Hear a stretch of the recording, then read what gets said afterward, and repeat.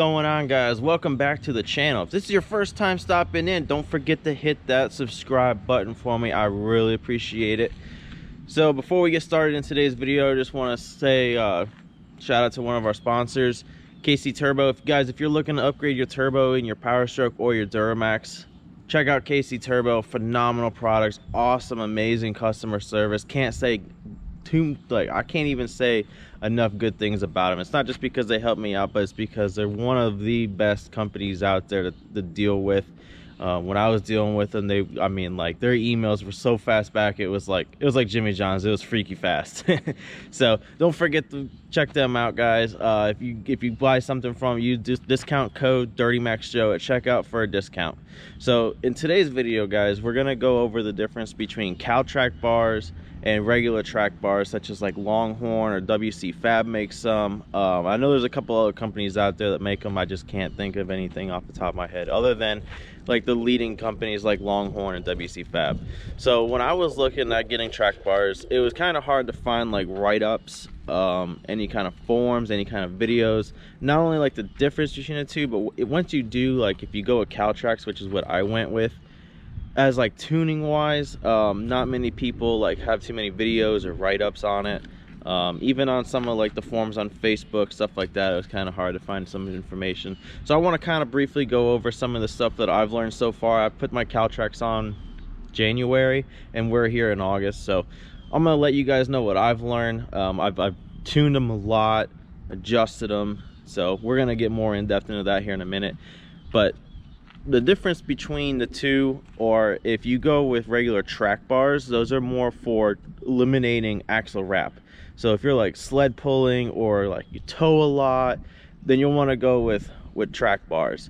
Now Caltracs are more of like racing, okay? They definitely take longer to install, a little bit harder to install. You actually have to press out one of your bushings, put a solid bushing in, drop your leaf spring, and it's a little bit more in depth as far as the install goes. But I mean, if you're looking to race, anything like that, you'll definitely want to go the track or the Caltrac route more than your regular track bar mount. And the reason why I say that is because they actually pivot on the front of your leaf spring and push down on that rear axle. So when you're, when you're pulling on it, you're getting on it, it'll force them rear tires into the ground, which creates more traction, obviously. So it does stop the axle wrap, but it also pushes down and helps you get some more traction. So I'm gonna talk to you guys about my Caltracs and like I said, what I've learned with them. So let's walk back here and I'll kind of show you guys my setup and what I'm running with them.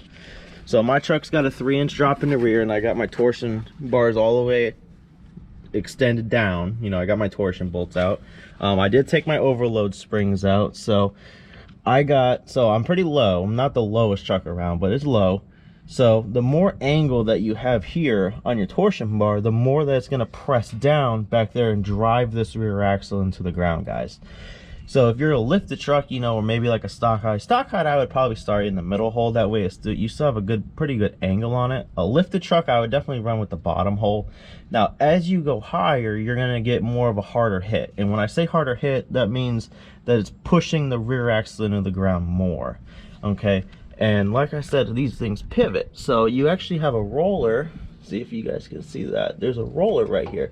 So as the suspension, as your truck squats, it pushes up onto this roller, which forces this to pivot this way. And when it does that, that's when it sends all of the shock, from your suspension working and to drive that rear axle into the ground. So the tighter that you make this bar, so the farther away or closer that you have your roller is going to determine how much of a harder or softer hit you want.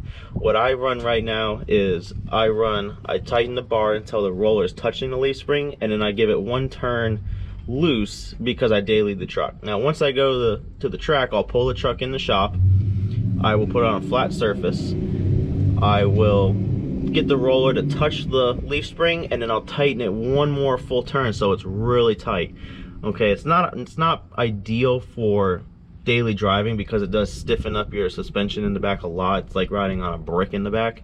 Caltracs, they are noisy because the bushing that's in your leaf spring back here, you eliminate that. You actually got to press it out and put a solid mount in. So all of this is very, very strong There's no play in it, which is what they want, what you want, to push all the much as downforce as you can and get all that looseness, I guess you could say looseness, away from, I guess what I'm trying to say is the tighter that you have everything, the more that's going to drive, and the more that they're both going to be in sync with each other, if you will. It's kind of hard. I'm kind of having a hard time explaining that.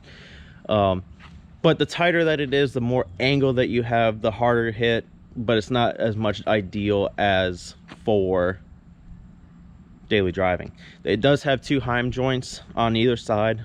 I keep lithium grease on it. I loosen the bolts, drop it, spray WD-40, silicone WD-40 in there all the time.